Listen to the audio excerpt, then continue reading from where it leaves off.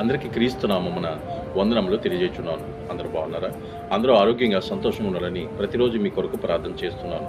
2025 సంవత్సరము మే నెల 22వ తారీఖున తండ్రిన దేవుడు పరిశుద్ధ గ్రంథం నుండి ఈరోజు మన కొరకు వాగ్దానము పంపినారు.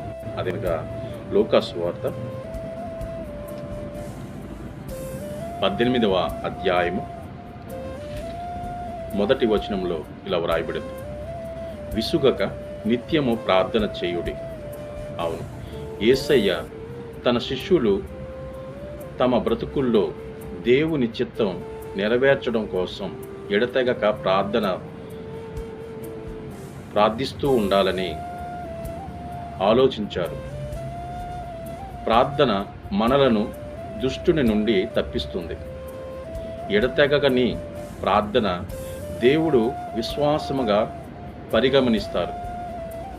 దేవుని రాకడ సమయంలో విశ్వాసుల ప్రార్థనను సాతాను ప్రతిఘటిస్తూ ఉంటాడు. శోధనలు కూడా ఎక్కువగా ఉంటాయి.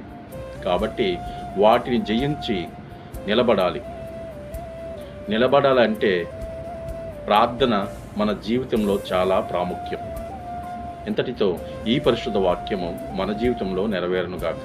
ఆమేన్. Praise the lord.